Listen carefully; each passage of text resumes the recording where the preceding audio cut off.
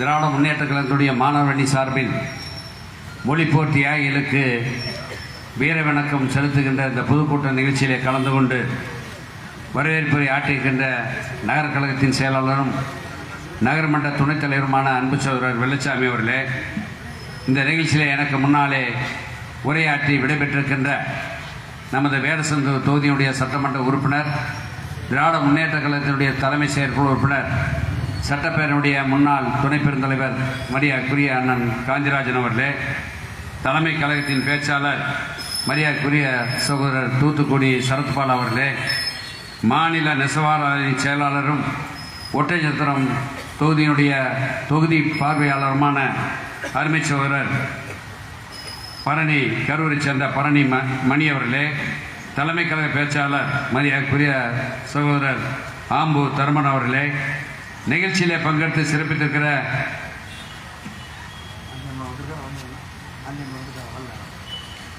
மரியாதைக்குரிய நமது மாவட்ட அவைத்தலைவர் மரியாதைக்குரிய அண்ணன் மோகன் அவர்களே, மாவட்ட துணைச் செயலாளர் ராஜாமணி அவர்களே, மாவட்ட துணைச் செயலாளர் சுந்தரராஜன் அவர்களே, அன்பு சகோதரி மாவட்ட துணைச் செயலாளர் தாமரச்செல்வி அவர்களே, மரியாதைக்குரிய ஒட்டத்திரம் வடக்கொண்டி செயலாளர் திரு ஜோதீஸ்வரன் அவர்களே, ஒட்டத்திரம் மேற்கொண்டி செயலாளர் தம்பி தர்மராஜ் அவர்களே, தொப்பம்பட்டி மேற்கொண்டி செயலாளர் சுப்பிரமணியன் அவர்களே, தொப்பம்பட்டி வடக்கொண்டி செயலாளர் மரியாதைக்குரிய தங்கராசு அவர்களே, ஒட்டத்திரம் மத்திய ஒன்றிய செயலாளர் திரு SRP பால் அவர்களே, தொப்பம்பட்டி மத்திய ஒன்றிய செயலாளர் பொன்ராஸ் அவர்களே, வேடசந்தூர் வடக்கொண்டி செயலாளர் மரியாதைக்குரிய சகோதரி திருமதி கவிதா பார்த்திபன் அவர்களே, வேடசந்தூர் தெற்கொண்டி செயலாளர் தம்பி வீரா ST சாமிநாதன் அவர்களே, குஜிலிபாறை வடக்கொண்டி செயலாளர் தம்பி சீனிவாசன் அவர்களே, வடமதுரை மேற்கொண்டி செயலாளர் சகோதரர் சுப்பையன் அவர்களே, குஜிலிபாறை தெற்கொண்டி செயலாளர் தம்பி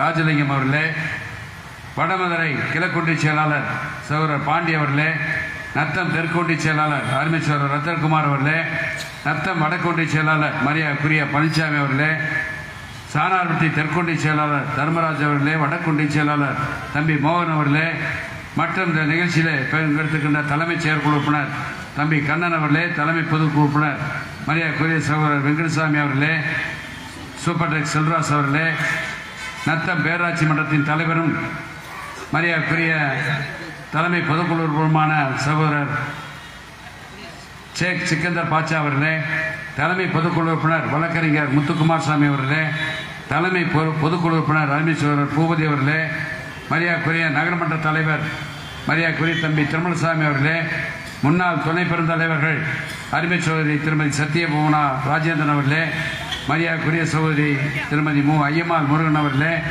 கேரூர் பேரூர் செயலாளர் அன்பென்ற காதர் பாட்சா அவர்களே, பேராட்சி மன்ற தலைவர் கருப்சாமி அவர்களே, முன்னாள் மாவட்ட கவுன்சிலர் அருமை சகோதரர் கிருஷ்ணசாமி அவர்களே, திருமதி சவுந்தலா பாலச்சந்தர் அவர்களே, முன்னாள் தொப்பம்பட்டி ஒன்றிய துணை பெருந்தலைவரும் மாவட்ட விவசாய தொழிலாளர் அணி அமைப்பாளருமான தம்பி PC தங்கம் அவர்களே, பேராட்சி மன்ற துணைத் தலைவர் அருமை சகோதரர் காஜி அப்துல் சுக்கர் அவர்களே, முன்னாள் துணை பெருந்தலைவர் ஒட்டத்திரம் சகோதரி திருமதி காயத்ரி தேவி அவர்களே, மாவட்ட இளைஞர் அமைப்பாளர் தம்பி ஹேரியர் சுதன் அவர்களே, பேரூர் கழகத்தின் செயலாளர்கள் வேடசந்தூர் தம்பி கார்த்தி அவர்களே, வடமதுரை கணேசன் அவர்களே, அயலூர் கருப்பன் அவர்களே, பாளையம் கதிரவன் அவர்களே, எரியோடு செந்தில் அவர்களே, நத்தம் ராஜமோகன் அவர்களே, முன்னாள் ஒன்றிய பெருந்தலைவர்கள் வேடசந்தூர் அருமை சகோதரி சவுடீஸ்வரி கோவிந்தன் அவர்களே, சானார்வெட்டி பழனிமால் அவர்களே,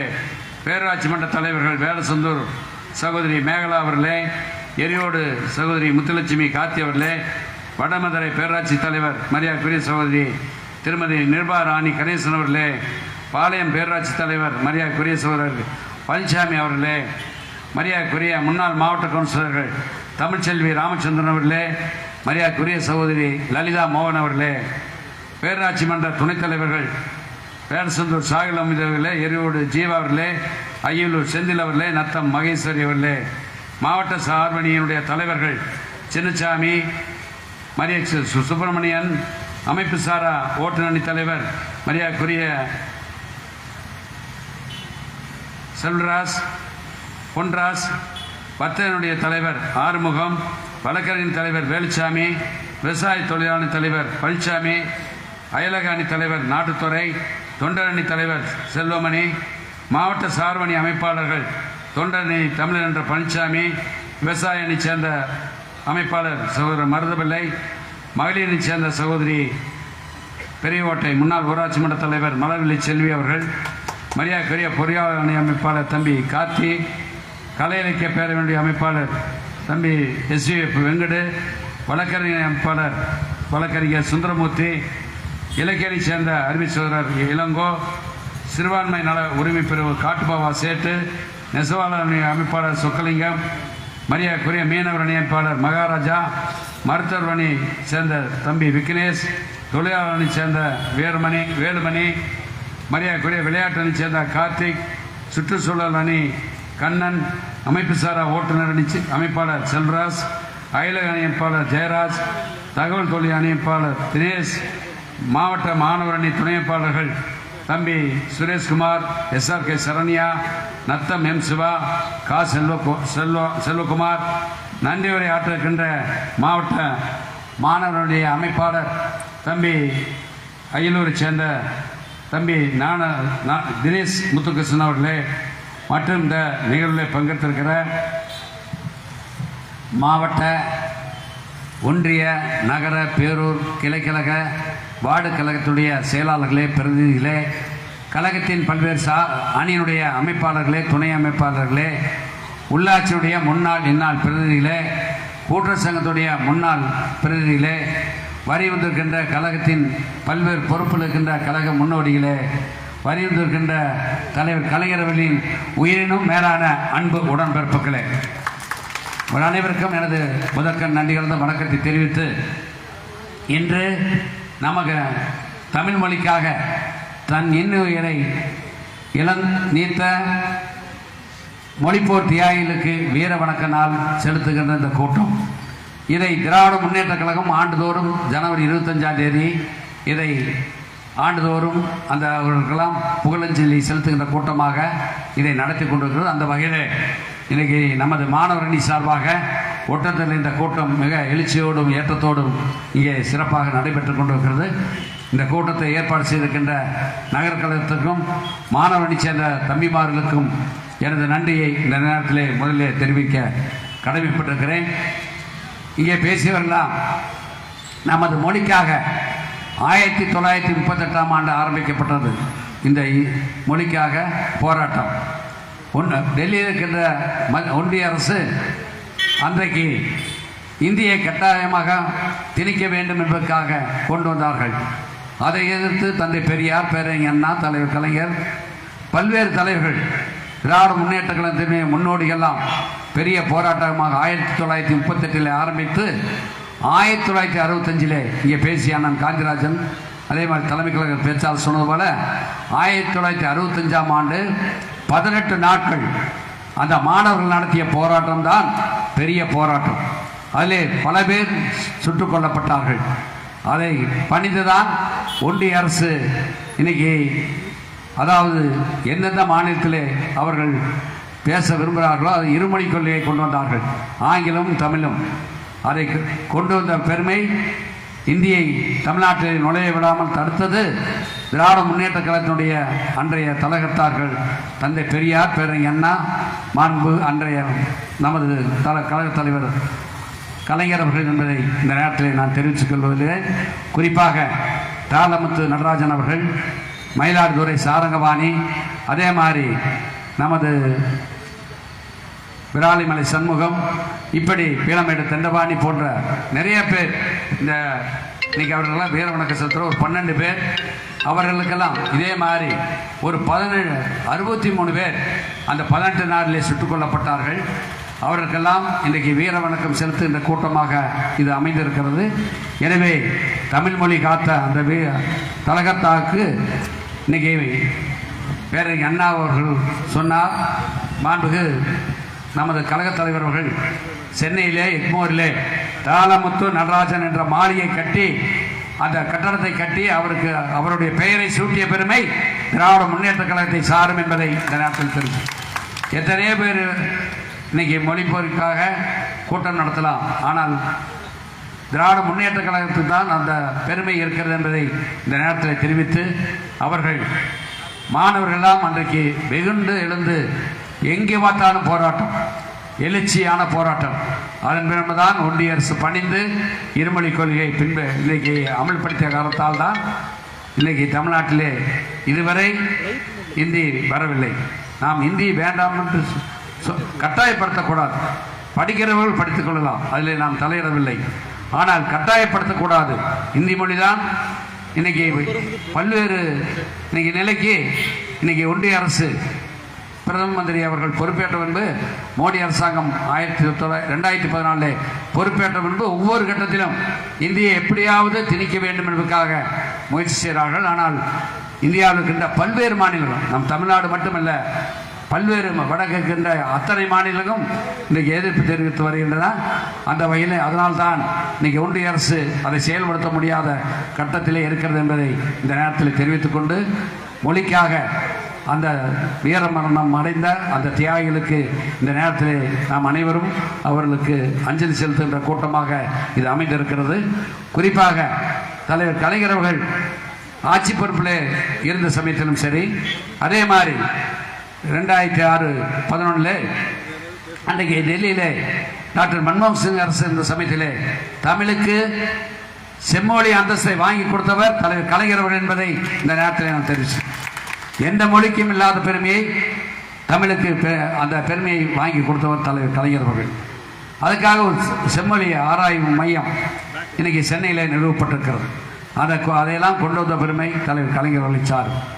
அதே மாதிரி இப்போ தற்சமயம் ஐயன் திருவள்ளுவருக்கு தலைவர் கலைஞர் தான் 2001 இன்னைக்கு தென்கோடியிலே கன்னியாகுமரியிலே 133 அடியிலே ஐயன் திருவள்ளுவர் சிலையை நிறுவி 25 ஆண்டு ஆகி வெள்ளி விழா. கடந்த 30-31 மாண்புமிகு முதலமைச்சர் அவர்கள் அங்கே சென்று ஐயன் திருவள்ளுவருக்கு பெருமை சேர்க்கின்ற விதத்திலே கண்ணாடி பாலம் இதுவரை இல்லாத வகையிலே சுமார் 37 கோடி ரூபாயிலே ஐயன் திருவள்ளுவருக்கு அந்த கண்ணாடி பாலம் அமைத்தது இன்றைய முதலமைச்சர் மாண்புமிகு அண்ணன் தளபதி அவர்கள் என்பதை இந்த நேரத்தில் தெரிவித்து, தமிழுக்காக நாம் இன்னைக்கு நிறைய காரியங்களை இன்றைக்கு அரசு செய்து கொண்டிருக்கிறது. குறிப்பாக மாண்புமிகு முதலமைச்சர்களை பொறுத்தளவிலே ஆட்சி பொறுப்பேற்ற முன்பு இன்னைக்கு நிறைய காரியங்களை செய்திருக்கார். குறிப்பாக தேர்தல் சமயத்தில் சொன்ன வாக்குறுதி மட்டும் இல்லை, சொல்லாத வாக்குறுதியும் நிறைவேற்றி ஒரு பொற்கால ஆட்சி நடத்தி கொண்டிருக்கிறார். இந்தியாவிலே எந்த மாநிலத்திலும் செயல்படுத்த போக முடியாத திட்டங்களை செயல்படுத்தி இன்றைக்கி ஒரு நல்லாட்சி நடத்தி கொண்டிருக்கிறார். குறிப்பாக அவர் ஆட்சிக்கு வந்த சமயத்தில் இன்னைக்கு எதிர்க்கட்சி தலைவர் சொல்கிறார், எத்தனை வாக்குறுதி 505 வாக்குறுதிகளிலே நீங்கள் எத்தனை வாக்குறுதி நிறைவேற்றியிருக்கிறீர்கள் என்று கேட்ட சமயத்திலே முதலமைச்சர் சொல்லியிருக்கிறார், 389 வாக்குறுதிகளை நாங்கள் நிறைவேற்றியிருக்கிறோம் என்று சொல்லியிருக்கிறார். இன்னும் எங்களுக்கு ஆட்சி அதிகாரம் இன்னும் 15 மாதம் இருக்குது, 45 மாதம் தான் இருக்குது. எனவே இன்னும் நிறைய வாக்குறுதிகளை நிறைவேற்றுவதற்கு வாய்ப்பு இருக்குது. எனவே சொன்ன வாக்குறுதிகளை இன்னைக்கு முதலமைச்சர் நிறைவேற்றுகிறார். சொல்லாத வாக்குறுதி இன்னைக்கு காலை உணவு 20 லட்சம் குழந்தைகளுக்கு 1 முதல் 5 வகுப்பு படிக்கின்ற குழந்தைகளுக்கு 20 லட்சம் குழந்தைகளுக்கு காலை உணவு வழங்கப்படுகிறது. இது திமுக தேர்தல் அறிக்கையில் சொல்லவில்லை. அதே மாதிரி இன்னுயிர் காக்கின்ற 48, யாராவது விபத்தில் சிக்கி அரசு அங்கீகரிக்கப்பட்ட தனியார் மருத்துவமனை 653 மருத்துவமனையிலே அனுமதிக்கப்பட்டு யாராவது 48 மணி நேரத்தில் அவர்களுக்கு சிகிச்சை அளிக்க வேண்டும் என்றால் அவர்களுடைய உயிரை காப்பாற்றுவதற்காக 2 லட்சம் ரூபாய் நிதியை ஒதுக்கியவர் மாண்புமிகு முதலமைச்சர். இந்தியாவில் எங்கேயும் இல்லை, திமுக தேர்தல் அறிக்கையில் சொல்லவில்லை. சொல்லாத வாக்குறுதியும் இன்றைக்கு நிறைவேற்றிருக்கிறார். இன்னைக்கு ஆட்சிக்கு பொறுப்பேற்ற பின்பு பெண்களுக்கு விடியல் பயணம், இதில் பணக்காரர் ஏழை என்று யாரும் கணக்கு பார்ப்பதில்லை. திமுக ஓட்டு போட்டீங்கன்னா அதில் பஸ்ஸில் ஏறணுங்கிறது இல்லை, யார் வேணாலும் ஏறலாம் இறங்கலாம். ஆனால் ஒரு பெண் வேலைக்கு செல்கிறார்கள் என்றால் மாதம் 1000 ரூபாய் சேமிப்பு ஏற்படுகின்ற விதத்தில் இன்னைக்கு விடியல் பயணம். இந்தியாவிலே தமிழ்நாட்டில் தான் முதலமைச்சர் ஆட்சி பொறுப்பேற்று மே 7ஆம் தேதி 2021 2வது கையெழுத்து போட்டார். அதே மாதிரி கலைஞர் மகளிர் உரிமை தொகை தரோம்னு சொன்னோம். இன்னைக்கு 1,14,00,000 பேருக்கு தர்றோம். இன்னும் சில பேருக்கு விட்டுருக்குது. நமது சட்டமன்ற உறுப்பினர் மரியாதைக்குரிய அண்ணன் காந்திராஜன் அவர்கள் கடந்த ஜனவரி 8ஆம் தேதி நடைபெற்ற சட்டமன்ற கூட்டத்தொடரிலே கேள்வி கேட்டார். நான் முதல் நாள் நைட்டே பார்த்தேன், கேள்வி பதிவில் எங்களுக்கு வந்துடு, எல்லா எம்எல்ஏக்கு வந்துடு. நான் பார்க்குறப்ப இவருக்கு கேள்வி கேட்டிருந்தார், கலைஞர் மகளிர் உரிமை தொகை தமிழ்நாட்டில் எத்தனை பேருக்கு வழங்கப்பட்டிருக்கிறது, திண்டுக்கல் மாவட்டத்தில் எத்தனை பேருக்கு வழங்கப்பட்டிருக்கிறது, இன்னும் விட்டு போனவர்களுக்கு எப்பொழுது வழங்கப்படும் என்று கேள்வி கேட்டிருந்தார். அதுக்கு துணை முதலமைச்சர் அவர்கள் பதில் சொன்னார். திண்டுக்கல் மாவட்டத்திலே சுமார் 4,78,000 பேருக்கு கலைஞர் மகளிர் உரிமைத் தொகை வழங்கப்பட்டிருக்கிறது. எனவே இன்னும் தகுதியான சில பேருக்கு கிடைக்காமல் இருக்கிறது. அதை 3 மாத காலத்துக்குள்ளாக கிடைப்பதற்கு இந்த அரசு ஏற்பாடு செய்யப்படும் என்று மாண்புமிகு அன்றைக்கு துணை முதலமைச்சர்கள் அண்ணனுடைய கேள்விக்கு பதில் சொன்னார். இதை நான் என்ன சொல்லுவதற்கு காரணம், இந்த அரசு எல்லோருக்கும் எல்லாம், முதலமைச்சர் சொல்லியிருக்கார், எல்லோருக்கும் எல்லாம் என்ற வகையில் அதிலே அடங்கிடுச்சு. அவர் எங்கிட்டலாம் சொல்றது, நீங்கள் வெற்றி பெற்ற தொகுதி மட்டும் பார்க்கக்கூடாது, தோழமை கட்சி தொகுதி மட்டும் பார்க்கக்கூடாது, தமிழ்நாட்டில் இருக்கின்ற 234 தொகுதியும் சீரான வளர்ச்சி அடைய வேண்டும். அப்பொழுதுதான் தமிழ்நாடு முழுமையான வளர்ச்சி பெறும். எனவே அனைத்து தொகுதியிலும் நீங்கள் நல்ல முறையில் செயல்படுத்த வேண்டும், திட்டங்களை கொண்டு போய் சேர்க்க வேண்டும், எதற்கு சென்று பாகுபாடு பார்க்கக்கூடாது என்பதற்காக முதலமைச்சர்கள் இப்படி, அதனால்தான் எல்லோருக்கும் எல்லாம் என்ற வகையிலே தமிழகத்திலே ஒரு முன்னேற்பாடாக அந்த காரியத்தை முன்னெடுத்து செயல்படுத்தி கொண்டிருக்கிறார். குறிப்பாக இன்னைக்கு 6 முதல் 12 வகுப்பு வரை தமிழ் வழியிலே படித்தார், ஆங்கில வழி இல்லை, தமிழுக்கு முக்கியத்துவம் கொடுக்கின்ற வகையிலே 6 முதல் 12 வகுப்பு படிக்கின்ற பெண்கள் தமிழ் வழியிலே படித்து உயர்கல்விக்கு சென்றால் புதுமை பெண் திட்டம். இன்னைக்கு அந்த திட்டம் கொண்டு வந்ததுனால உயர்கல்விக்கு சென்றால் மாதம் 1000 ரூபாய், 34% பெண்களுடைய கல்வி வளர்ச்சி தமிழ்நாட்டிலே உயர்ந்திருக்கிறது. அதே மாதிரி இந்த ஆண்டு மாண்புமிகு முதலமைச்சர்கள் பெண்களுக்கு மட்டுமல்ல மாணவர்களுக்கும் கொடுப்பேன் என்று சொல்லி அதற்கு 360 கோடி ரூபாய் நிதி ஒதுக்கி தமிழ் புதல்வன் என்ற திட்டத்தை அறிவித்து மாணவர்களுக்கும் 6 முதல் 12 வகுப்பு படிக்கின்ற மாணவர்களுக்கும் தமிழ் வழியிலே படிக்கின்ற கல்வியிலே அரசு பள்ளியிலே படிக்கின்ற மாணவர்களுக்கு 1000 ரூபாய். அதை முதலமைச்சர்கள் சமீபத்தில் அரசு உதவி பெறும் பள்ளியிலும் படித்தால் அவர்களுக்கும் 1000 ரூபாய் என்று அறிவித்திருக்கிறார். இதெல்லாம் நீங்க நினைச்சு பாருங்க, திமுக தேர்தல் அறிக்கையில் சொல்லவில்லை. இதெல்லாம் தெரியாம சில பேர் பேசிட்டு இருக்கிறாங்க. மனசாட்சியோட பேசுறாங்களா, மனசாட்சி இல்லாம பேசுறாங்களான்னு எனக்கு தெரியல.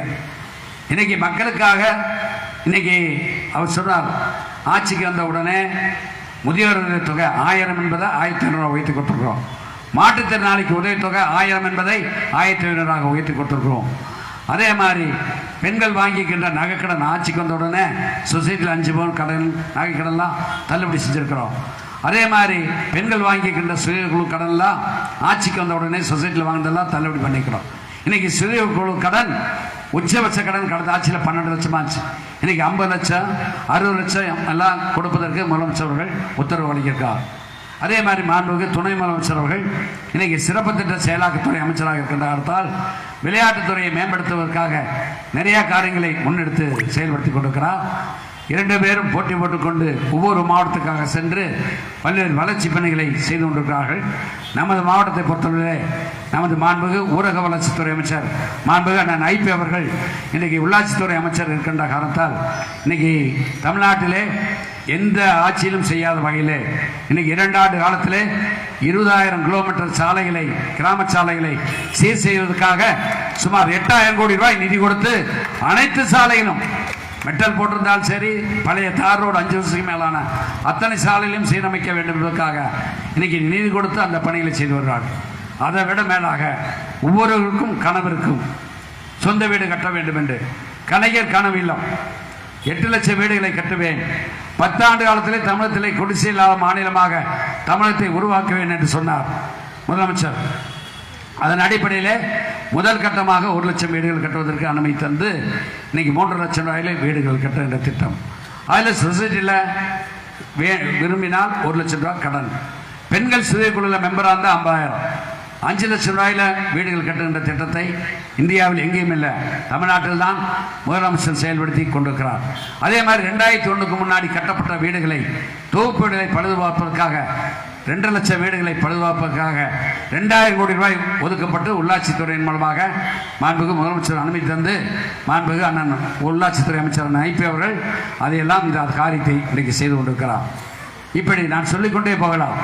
மக்களுக்காக விவசாயிகளுக்கு 2 லட்சம் பேருக்கு மின் இணைப்பு, இப்படி பெண்கள் முன்னேற்றத்திற்கு தந்தை பெரியார் பேரறிஞர் அண்ணா என்ன நினைத்தாரோ தலைவர் கலைஞர் அவர்கள் 1989 பெண்களுக்கு சொத்திலே சம உரிமை, பெண்களுக்கு வேலை வாய்ப்பிலே முன்னுரிமை, உள்ளாட்சியிலே 33% என்பது இப்போது 50%. இதையெல்லாம் கொண்டு வந்த பெருமை தந்தை பெரியார், பேரறிஞர் அண்ணா, தலைவர் கலைஞர், இன்றைய முதலமைச்சர் மாண்புமிகு தலைமையோடு இதையெல்லாம் இன்றைக்கு செயல்படுத்தியிருக்கிறார்கள். எனவே இந்த அரசு தந்தை பெரியார், பேரறிஞர் அண்ணா தலைவர்களுடைய கனவுகளை, உணர்வுகளை, எண்ணங்களை நிறைவேற்றுகின்ற விதமாக அவர்களுக்கெல்லாம் இன்றைக்கு மறுவழியுமாக மாண்புமிகு முதலமைச்சர்கள் இன்றைக்கு செயல்பட்டு கொடுக்கிறார். அப்படிப்பட்ட ஒரு பொற்கால ஆட்சி இன்றைக்கு தமிழகத்திலே நடத்தி கொடுக்கிறார். குறிப்பாக மாண்புமிகு முதலமைச்சர்களை பற்றி இன்றைக்கி பேசியெல்லாம் சொன்னாங்க, பெரியாரை பற்றி பேசுகிறாங்க, இழிவுபடுத்துகிறாங்கிறதெல்லாம் நீங்கள் தொலைக்காட்சியில் பார்த்துருப்பீங்க. இது செய்தித்தாளில் அந்நாடு வருது, டிவியில் பார்த்தா இதே டிபேட்டாக இருக்குது. என்னென்னா அதை பேசி நமக்கு பெரிய பேர் வரும் என்பதற்காக சில பேர் பேசிக்கொண்டிருக்காங்க. அவர்களை பற்றியெல்லாம் நான் பேசுவதற்கு தகுதி இல்லை, அவர்களெல்லாம் அருகு இல்லை. நமக்கு களத்தில் இன்றைக்கி அவர் சரத்பாலா சொன்ன மாதிரி நம் எதிரியை லேசாக நினைக்கக்கூடாது. 2000 தலைவர் அவர்கள் கலைஞர் மறைவுக்கு பின்பாக கட்சியினுடைய தலைவராக பொறுப்பேற்ற பின்பு 2019க்கு பின்பாக நடைபெற்ற நாடாளுமன்ற தேர்தல், அதற்கு அப்பவே நடைபெற்ற சட்டமன்ற தேர்தல், அதுக்கடுத்து 2021 நடைபெற்ற சட்டமன்ற தேர்தல், அதற்கடுத்து 9 மாவட்டத்துக்கு நடைபெற்ற உள்ளாட்சி தேர்தல், தமிழ்நாடு முழுவதும் பேராட்சி, நகராட்சி, மாநகராட்சிக்கு நடைபெற்ற நகரப்புற தேர்தல், அதற்கு பின்பு ஈரோடு கிழக்கு தேர்தல், அதே மாதிரி விக்கிரவாண்டி இடைத்தேர்தல், இப்பொழுது ஈரோடு கிழக்கு தேர்தல், மறுபடியும் இடைத்தேர்தல் வந்திருக்கிறது. இப்படி பல்வேறு 24 நாடாளுமன்ற தேர்தல் என்று எல்லா தேர்தலையும் இன்றைக்கு தோல்வியே தழுவாத தலைவர் மாண்புமிகு முதலமைச்சர் அண்ணன் தலைவர். எங்கும் வெற்றி, எதிலும் வெற்றி, வெற்றி என்ற ஒரு குறிக்கோளோடு செயல்பட்டிருக்கிறோம். 2024 அவர் இலக்கு 40க்கு 40 நாம் வெற்றி பெற வேண்டும் என்று சொன்னார். அந்த இலக்கை பாண்டிச்சேரி உட்பட நாம் வெற்றி பெற்றோம். எதிர்கட்சியாக இருக்கிறப்பவே பாண்டிச்சேரி உட்பட தேனி தவிர்த்து 39 நம்ம வெற்றி பெற்றோம். ஒன்று தான் வெற்றி வாய்ப்பு இழந்தோம். ஆனால் இன்னைக்கு 40க்கு 40 வெற்றி பெற்றிருக்கிறோம். இப்பொழுது அவர் முதலமைச்சர் சொல்லுகிறார், 2026 திராவிட முன்னேற்ற கழகம் 7வது முறையாக ஆட்சிக்கு வர வேண்டும். அதிகாரத்துக்காக அல்ல, அதே போல நாட்டு மக்களுடைய நலனை காக்க, தமிழ் மொழியை காக்க, தமிழ் இனத்தை காக்க, தமிழ்நாட்டை காக்க, இந்த மக்களுடைய வாழ்க்கை தரம் உயர வேண்டும் என்பதற்காக திராவிட முன்னேற்ற கழகம் ஆட்சிக்கு வர வேண்டும் என்று முதலமைச்சர் விரும்புகிறார், எண்ணுகிறார். அதுக்காகத்தான் இந்த தேர்தலில் அவருடைய இலக்கு சொல்லியிருக்கிறார். மாவட்ட செயலாளர் கூட்டத்திலும் சரி, தலைமை செயற்குழு உறுப்பினர் கூட்டத்திலையும் சொல்லியிருக்கிறார், எனது இலக்கு வருகின்ற 2026 200 தொகுதியிலே திராவிட முன்னேற்ற கழகம் வெற்றி பெற வேண்டும் என்று சொல்லியிருக்கிறார். அதைத்தான் இளைஞணி செயலாளர், சேலத்தில் நடைபெற்ற இளைஞணி செயலாளர் மாநிலம் முழுவதும் இருக்கின்ற இளைஞணி செயலாளர்கள் எல்லாம் அழைத்து நமது முதலமைச்சர் சொன்னதை நாம் நிறைவேற்றுவதற்கு நாம் உறுதுணையாக இருக்க வேண்டும் என்று துணை முதலமைச்சர் அவர்கள் சொல்லியிருக்கிறார்கள். அந்த வகையில் 200 என்பது இன்னும் கூடுதலாகத்தான் வருவதற்கு வாய்ப்பு இருக்கிறத ஒழிய, எப்படியா தலைவர் கலைஞர் அவர்கள் 1971 மிகப்பெரிய வெற்றியை பெற்றாரோ அதை விட இந்த தேர்தலை பொறுத்தவரையிலே 2026 திராவிட முன்னேற்ற கழக கூட்டணி மகத்தான வெற்றியை பெறப்போகிறது, அதில் மாற்று கருத்தில்லை. எனவே நீங்கள்லாம் நமது மாவட்டத்தை பொறுத்தவரையிலே 7 சட்டமன்ற தொகுதிகள், 7 சட்டமன்ற தொகுதியில் போன தடவை 4 தான் ஜெயித்தோம், 3 வெற்றி வாய்ப்பை இழந்து விட்டோம், திண்டுக்கல், நத்தம், நிலக்கோட்டை. எனவே இந்த முறை 7 தொகுதியிலும் வெற்றி பெறுவோம் என்று மாண்புமிகு உள்ளாட்சித்துறை அமைச்சர் அண்ணன் ஐபி அவர்கள் மாண்புமிகு முதலமைச்சரத்திலே சொல்லிவிட்டு வந்திருக்கார். நாங்கள் 7ஐயும் ஜெயிப்போம், 100க்கு 100% வெற்றியை இந்த முறை 2026 நாங்கள் பெற்றுத் தருவோம் என்று சொன்னால் அதையெல்லாம் உங்களை நம்பித்தான். எனவே இந்த இயக்கத்திற்காக நீங்கள் தொடர்ந்து பாடுபட்டுக் கொண்டிருக்கிறீர்கள், உழைத்துக் கொண்டிருக்கிறீர்கள். எனவே உங்களுடைய எண்ணங்கள், உணர்வுகள் எல்லாம் மதித்து தான் இன்றைக்கு மாண்புமிகு முதலமைச்சர்கள் நிறைய காரியங்களை செய்து கொண்டிருக்கிறார். இன்னும் சில காரியங்கள் செய்ய முடியாமல் இருக்கலாம். கண்டிப்பாக முதலமைச்சர்கள் அதையெல்லாம் உணர்ந்து விரைவில் செய்ய காத்திருக்கார் என்பதையும் இந்த நேரத்தில் தெரிவித்து, தந்தை பெரியாரை பற்றி பேசுகிறார்கள், இழிவாக பேசுகிறார்கள், தரக்குறைவாக பேசுகிறார்கள். அதையெல்லாம் பார்த்தால் நமக்கு வேதனையாக இருக்கிறது, வருத்தப்படக்கூடிய நிகழ்ச்சிகள் நடந்து கொண்டிருக்கிறது. எனவே அதை பற்றியெல்லாம் நாம் நினைக்காமல் நம் கடமையை நாம் திறம்பட செய்ய வேண்டும் என்று இந்த நேரத்தில் கேட்டுக்கொண்டு இந்த வீர வணக்க நாள் கூட்டத்திலே அவர்களெல்லாம் அஞ்சலி செலுத்தியிருக்கிறோம். சுமார் 12 பேர். அதே மாதிரி 18 பேர் நாள் போராட்டத்திலே 63 பேர் இன்னைக்கு துப்பாக்கி சூட்டிலே பலியாகியிருக்கார்கள். குமாரபாளையத்தில் 15, பொள்ளாச்சியில் 10, பாண்டிச்சேரியில் 10, கோவையில் 4, திருச்செங்கோட்டில் 4, திருப்பூர் 4, கரூர் 3, பேரணாம்பட்டு 3, ஜோலார்பேட்டை 3, திருச்சி 2, திருவொற்றியூர் 2, சென்னை 1, ஆற்காடு 1, சென்னிமலை 1, வெள்ளக்கோயில் என்று 1965 பிப்ரவரி 17 இந்தி பேசாத மக்கள் விரும்பும் வரை ஆங்கிலம் நீடிக்கும் என்று பாராளுமன்றத்திலே ஒன்றிய அரசு உறுதிமொழி அளித்ததன் அடிப்படையிலே தான் இன்றைக்கி அந்த போராட்டம் முடிவுக்கு வந்தது. எனவே இந்த மொழிப்போர் போராட்டத்தில் இத்தனை உயிர்களை காவு வாங்கியது உலகில் வேறெங்கும் இல்லை என்பதை இந்த நேரத்தில் தெரிவித்து அந்த மொழிப்போர் காத்த உயிர்நீத்த போராளிகளுக்கு அனைவருடைய சார்பாக வீர வணக்கத்தை தெரிவித்து மாண்புமிகு முதலமைச்சர் அவர்கள் 2026 200 தொகுதிகளை வெற்றி பெற வேண்டும் என்று சொல்லியிருக்கிறார். அதை உங்களை நம்பித்தான். எனவே மாண்புமிகு அண்ணன் ஐபி அவர்கள் தலைமையிலே திண்டுக்கல் மாவட்டத்தை பொறுத்தளவிலே 7 சட்டமன்ற தொகுதியிலும் திராவிட முன்னேற்ற கழகம் மகத்தான வெற்றி பெற்று 7வது முறையும் திராவிட முன்னேற்ற கழகம் ஆட்சி அரியணையில் ஏற வேண்டும்.